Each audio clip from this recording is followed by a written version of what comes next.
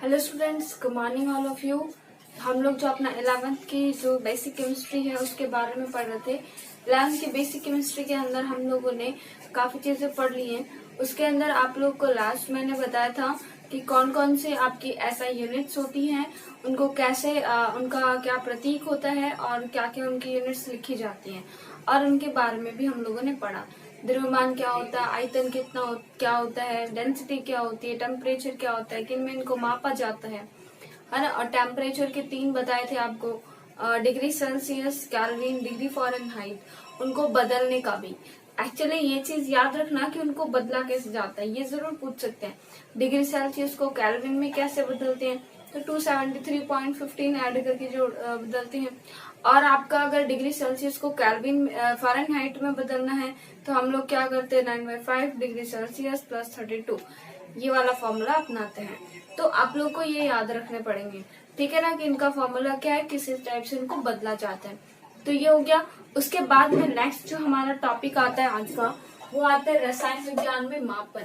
यानी कि मान लो जब भी हम लोग, आपको पता है प्रैक्टिकल करते केमिस्ट्री के अंदर, है ना, प्रैक्टिकल करते हैं तो कुछ वैल्यू आती है अपनी, और वो रिजल्ट का मेजरमेंट हम लोग कैसे लेते हैं, कैसे क्या करते हैं, वो हम लोग पढ़ेंगे।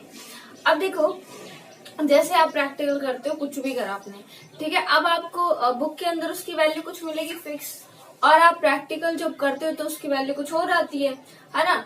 अब कई बार तो क्या आती है कि वैल्यू हमारी मैच हो जाती है, हमारी जो वैल्यू हमें बुक के अंदर दी होती है उसके लगभग आसपास वैल्यू हमारी आ जाती है। 0.12 का कोई ज्यादा देखा नहीं जाता। बट अगर मान लो वैल्यू अगर हमारी 4.0 है और अगर हमारी वैल्यू 4.1 आ रही है तो हमारा मतलब है प्रैक्टिकल सही हुआ है।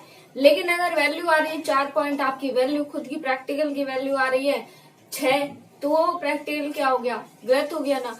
तो यानी कि क्या है कि हम लोग क्या करते हैं केमिस्ट्री के अंदर, जब भी कोई प्रैक्टिकल करते हैं तो उसका मेजरमेंट जो करते हैं, उसका मेजरमेंट कैसे करते हैं, क्या करते हैं, मतलब कौन सी वैल्यू हमारी सही होती है। तो इसके लिए आपके 2-3 टर्म्स है, पहले उन टर्म्स को समझना आपके लिए जरूरी है।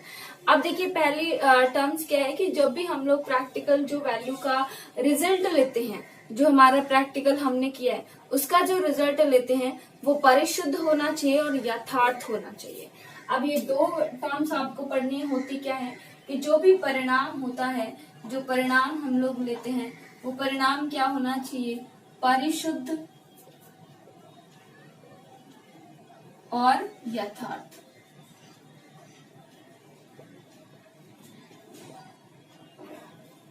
अब यथार्थ और परिशुद्ध का मतलब क्या होता है। देखो, परिशुद्धता क्या होती है, सबसे पहले हम लोग ये देखते हैं कि परिशुद्धता क्या होती है।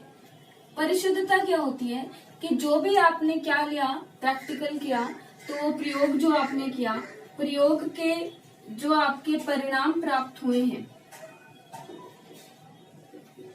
प्रयोग के परिणाम में समानता। जैसे सपोज करो आपने क्या किया, एक प्रैक्टिकल किया, आप लोग के जो ये वैल्यू वाले होते हैं ना, ये आपको प्रैक्टिकल 3 बार करने देते हैं कि 3 बार में जो आपकी 2 वैल्यू सेम आ जाती है फिर आप उसको आप फिक्स मानते हो, ऐसे करने देते हैं। तो सपोज करो आपने प्रैक्टिकल किया और प्रैक्टिकल करने के बाद आपकी वैल्यू आई 1.92 और 1.93, ऐसे कुछ वैल्यू आई है। इसका मतलब ये दोनों वैल्यू एक दूसरे में क्या है, समानता दिखा रहे, समान ही है, बहुत ही पास वैल्यू है। 1.92, 1.93, 1.87 और 1.85 ऐसे आ जाए तो भी आपकी वैल्यू क्या है, लगभग समान ही है। तो जो प्रयोग के जो परिणाम आपको मिले हैं उनमें जो समानता, कितनी ज्यादा समानता है, वो क्या कहलाती है, आपके परिशुद्धता। यानी कि समानता क्या कहलाती है, आपकी परिशुद्धता। तो अगर आपके प्रैक्टिकल्स की वैल्यू, जैसे सपोज करो एग्जाम्पल आप लोग लिख सकते हो, जैसे कि मान लो 1.97 और 1.96, ये हो गया एक तो, और एक आपका 1.84, एक आ गया 1.86, ये भी आपकी क्या हो गई है, लगभग वैल्यू क्या है, पास है। तो ये क्या है कि प्रयोग के परिणाम में क्या आ गई, समानता। और इसको हम लोग क्या बोलते हैं, परिशुद्धता। अब ऐसा प्रैक्टिकल क्या है, ये परिशुद्ध तो है कि दोनों बार हमने प्रैक्टिकल किया तो लगभग वैल्यू इतनी आ रही है, यानी प्रैक्टिकल तो हम लोग सही कर रहे हैं। वो मैटर, वो बात अलग है कि वो प्रैक्टिकल रियल वैल्यू से मैच करता है कि नहीं करता। अगर देखिए क्या है, अब दूसरा हम लोग क्या पढ़ेंगे, यथार्थता। यथार्थता क्या होगी, प्रयोग के परिणाम की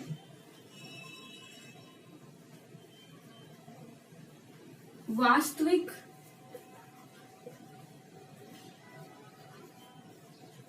मान से समानता। क्या हुआ है कि जो भी हमने प्रयोग किया उसका वास्तविक मान जो है उससे समानता कितनी है, ये चीज क्या कहलाएगी, यथार्थता। अब तुम लोग सोच रहे होंगे क्या प्रैक्टिकल क्या, अब हम लोग एक एग्जाम्पल लेके समझते हैं। ठीक है, मैं एग्जाम्पल ले रही हूँ, बहुत ही अच्छे से उसको समझना। सपोज करो हमारा कोई भी एक प्रयोग है, उसका हम लोग परिणाम जो बता रहे हैं, वास्तविक मान जो हम लोग बोल सकते हैं, जो हमारा वास्तविक मान है वो वास्तविक मान है इसका 2.00 ग्राम। यानी कि हमारा बेसिकली जो भी हमने प्रैक्टिकल किया है उसका 2.00 ग्राम वेट होना चाहिए। अब हम लोग अलग अलग स्टूडेंट रहते हैं, मान लो स्टूडेंट ए, ये स्टूडेंट बी और ये स्टूडेंट सी। इन तीन लोगों ने क्या किया, प्रैक्टिकल किए। अब स्टूडेंट ए ने ये प्रैक्टिकल 2 बार किया, मतलब एक बार 2 बार तो करके देखा ना वैल्यू कितनी समान आ रही है।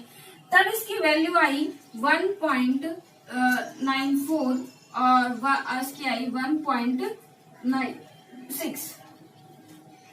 ठीक है, ये वैल्यू बताओ पास पास ही आ रही है ना, 1.94 1.96 आपस में पास पास आ रही है। लेकिन 2 पॉइंट से तो बहुत कम है, 2 पॉइंट से तो देखो कितनी कम है, 94 तक जा रही है ना, तो 2 पॉइंट से तो बहुत कम है। इसलिए ये वैल्यू क्या कहलाएगी, ये वैल्यू क्या कहलाएगी, परिशुद्ध कहलाएगी।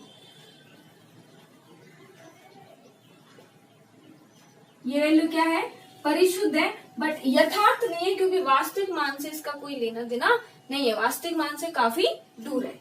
अब स्टूडेंट बी ने प्रैक्टिकल किया बहुत ध्यान से सोच समझ के, तो वैल्यू लाया 1.89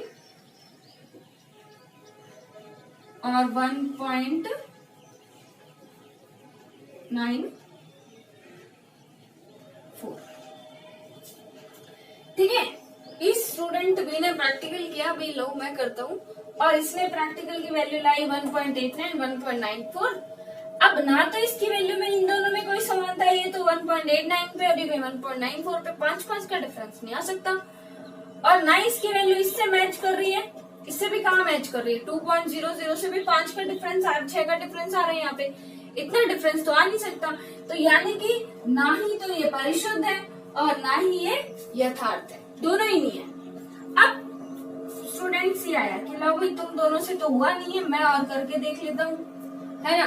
तो स्टूडेंट सी ने क्या किया, स्टूडेंट सी का वैल्यू आया 1.99 2.01।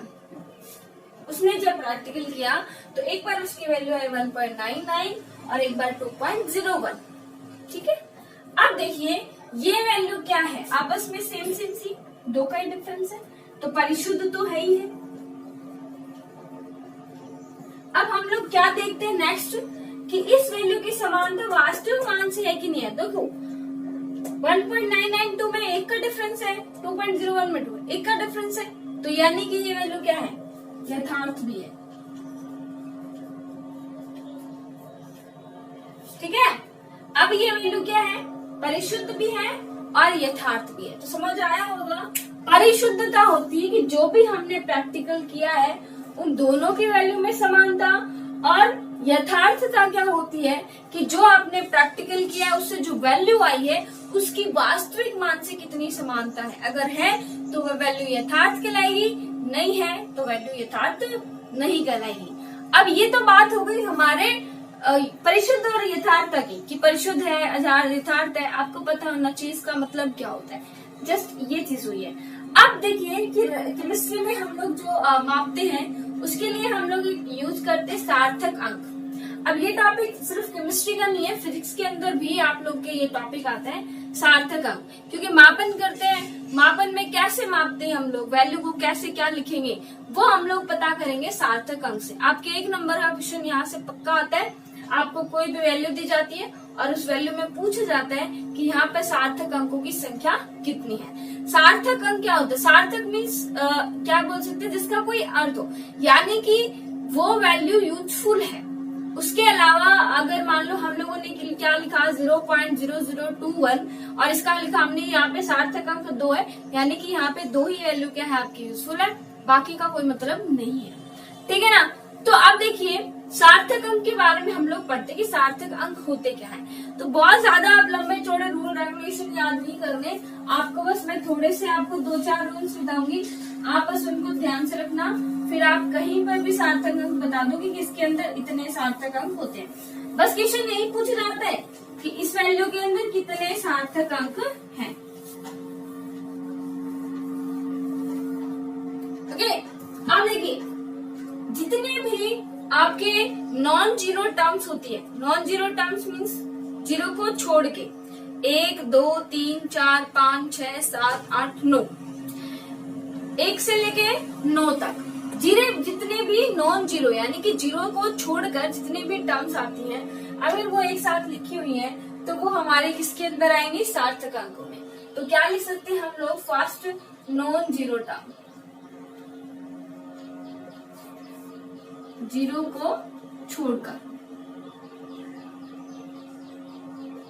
सभी संख्या, जैसे कि मान लो आपने लिखा 3 2 7, इसमें जीरो तो कहीं नहीं आ रहा। अब इसमें सार्थक अंक कितने हैं, 1 2 3, तो यहाँ पर सार्थक अंक कितने हो जाएंगे, 3। ये तो बहुत सिंपल सा है। अब अगर दूसरा रूल ये आ जाए कि अगर क्या आ जाए हमारी जितने भी, ये तो हो गया नॉन जीरो टर्म्स, क्या हो गई, ये हो गई है अपनी सार्थक अंक। अब अगर मान लो इन नॉन जीरो के पहले अगर जीरो लग जाए, नॉन जीरो के पहले जीरो लग जाए, देखो आपको कंफ्यूजन निकालने में जीरो वाले में ही होगा, कहीं पर जीरो को सार्थक अंक ले लेते हैं, कहीं पर जीरो को सार्थक अंक नहीं लेते हैं। अब कहाँ पर लेते हैं कहाँ पर नहीं लेते हैं वो हमें देखना है। तो क्या लिखेंगे कि जितने भी ये नॉन जीरो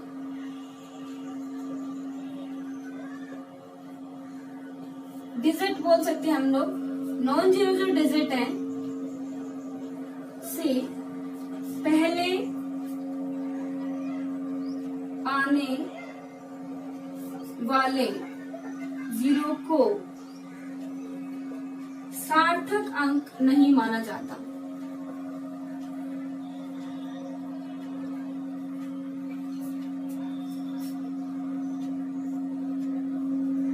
कैसे, देखिए मान लो आपके पास में आ गया 3 4, अब यहाँ पर ये वाली जो दोनों वैल्यू हैं सार्थक अंक तो सिर्फ यही माने जाएंगे, बाकी इससे पहले जो भी आ रहे हैं इनको सार्थक अंक नहीं मानेंगे। तो आपके यहाँ पे सार्थक अंक कितने हो जाएंगे, 2। ठीक है, यहाँ पे सार्थक अंक कितने हो जाएंगे, 2। तीसरा आपका रूल होता है कि 2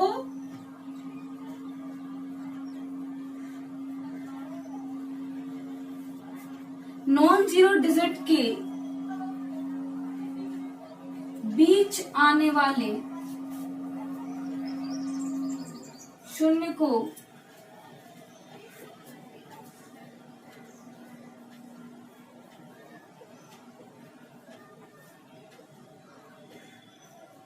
सार्थक अंक मानते हैं। कैसे, देखिए एग्जाम्पल मैंने लिखा 0.0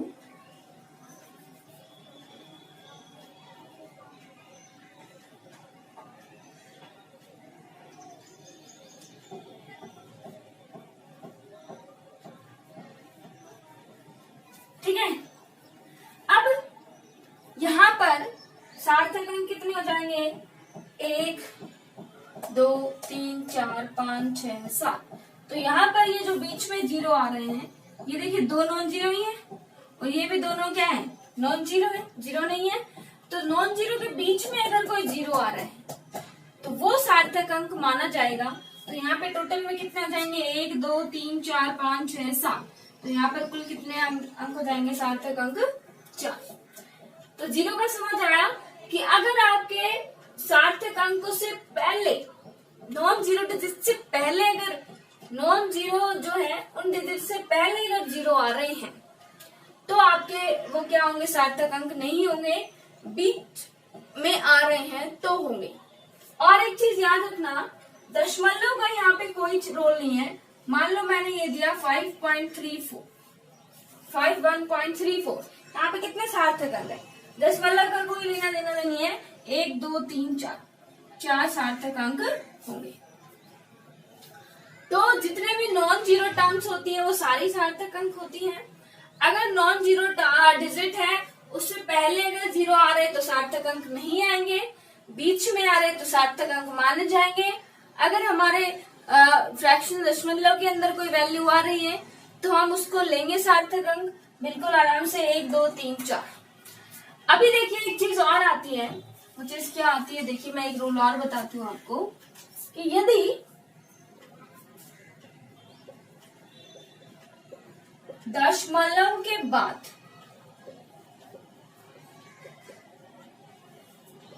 जीरो हो तो वह सार्थक अंक माना जाएगा। समझ आया ये रूल क्या है कि अगर हमारे दशमलव के बाद 0 आ रहा है तो वो सार्थक अंक माना जाएगा। सपोज करो मैंने ये लिखा 31.00, यहाँ पर आपको पूछा सार्थक अंकों की संख्या कितनी है, आप लोग तो धड़ाके से बोलोगे 2, बट यहाँ पर 0 काउंट होगा, यहाँ पर नहीं होता, पीछे वाला काउंट नहीं होता, आगे वाले काउंट होते हैं। तो यहाँ पे 1 2 3 4 कितने सार्थक अंक होंगे, 4। ऐसे ही अगर मैंने ये कह दिया 27.00 तो यहाँ पर भी कितने होंगे, 4। यानी कि अगर आपके दशमलव के बाद 0 आ रहे हैं तो वो सार्थक अंक के अंदर कैलकुलेट होंगे। ओके, ये चीज समझ आई, ठीक है। उसके बाद एक अच्छा सा बेस्ट एक रूल बताती हूँ, वो ध्यान से सुनना, काफी मतलब पूछा जाता है, उसी से आप कंफ्यूज भी हो जाते हो। आपने टर्म लिखी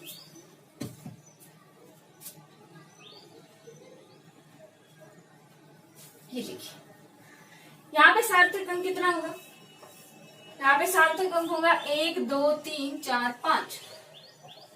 समझ आ गया ये तो। अब देखिए एक मैं लिखती हूँ, ये रूल ध्यान से सुनना, इसका रूल मैं बाद में बताऊंगी, पहले मैं आपको बता रही हूँ एग्जाम्पल।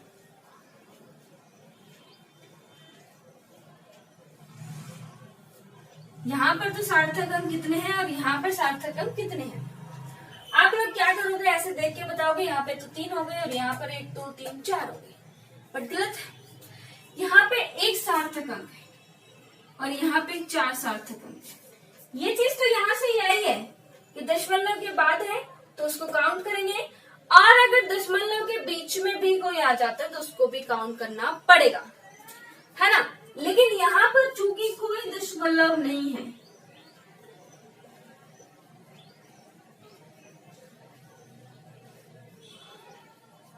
कोई दशमलव नहीं है तो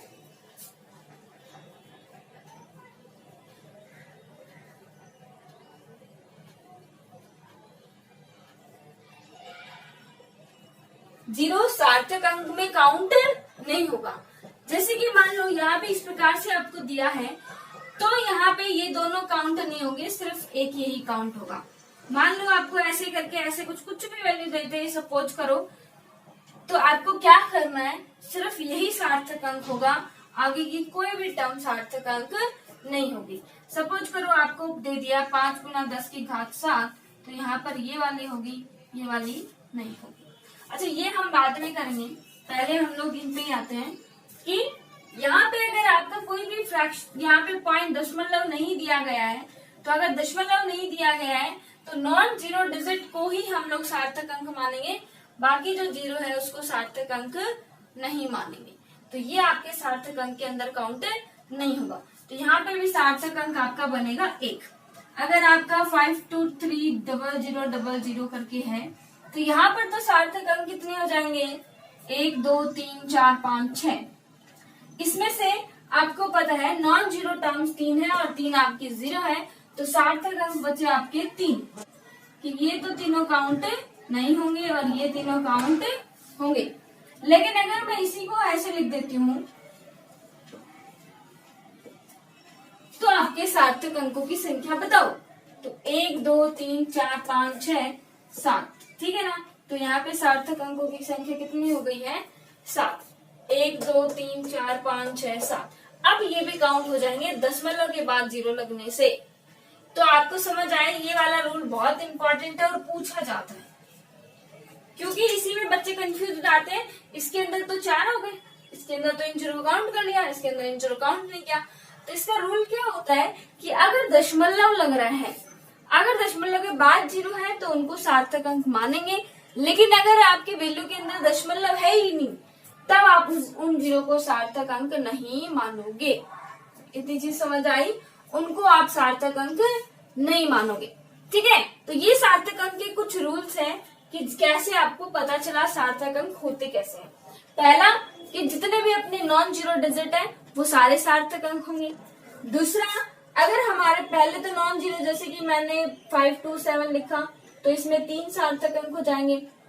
दूसरा रूल क्या बताया मैंने कि दशमलव का कोई फर्क नहीं पड़ता है, दशमलव का 1 2 3 4 नहीं लेते हैं, और यहाँ पर कितने सार्थक अंक हो जाएंगे? 4।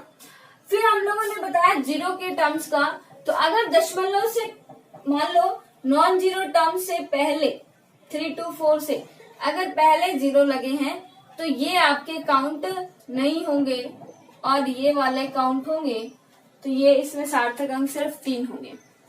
अगर हमने क्या बोला, जो दो नॉन जीरो डिजिट के बीच में अगर आ रहा है 0 तो वो काउंट होगा यहाँ पे यहाँ पे आपके सार्थक अंकों की संख्या 3 हो जाएगी।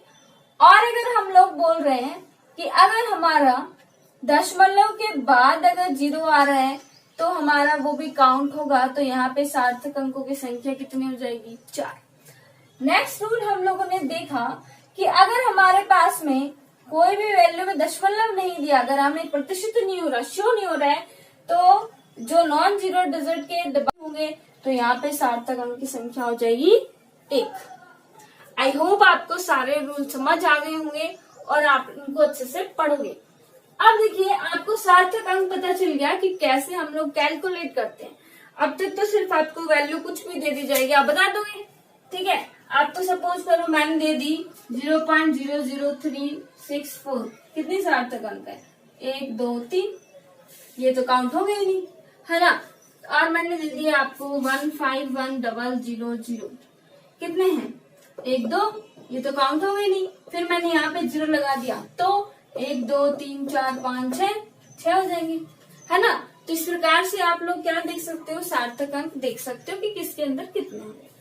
नेक्स्ट जो हमारा आता है वो आता है कि सार्थक अंकों का हम लोग जोड़, गुणा, घटाव, भाग कैसे करते हैं, ठीक है। उनका जोड़ कैसे किया जाता है, उनका घटाव कैसे किया जाता है, उनका गुणा कैसे किया जाता है, उनका भाग कैसे किया जाता है, तो वो हम लोग पढ़ेंगे नेक्स्ट वीडियो के अंदर। इतने आप अच्छे से पहले ये देखिए कि सार्थक अंक ही कैसे निकाले जाते हैं। एक्चुअली जब भी हम लोग प्रैक्टिकल करते हैं तो उनके जब प्रयोग जो करके जो परिणाम निकलते हैं, उन परिणाम को लिखने के लिए सार्थक अंक की आवश्यकता पड़ती है, कि उन परिणाम को हम लोग लिखते हैं तब हम लोग ये देखते हैं कि इसमें सार्थक अंक जो है वो आपका परिणाम होता है, ठीक है। तो आप लोग अच्छे से इस वीडियो को देखिए, सार्थक अंक के बारे में समझिए। सिर्फ केमिस्ट्री में नहीं, फिजिक्स में भी ये टॉपिक काम में आने वाला है, इसलिए आप इसको अच्छे से समझना और अच्छे से अपने लिखना। इनके जितने भी सारे रूल मैंने बोल के बताए हैं वो भी आप नोट डाउन करिए। ओके, मिलते हैं नेक्स्ट वीडियो में।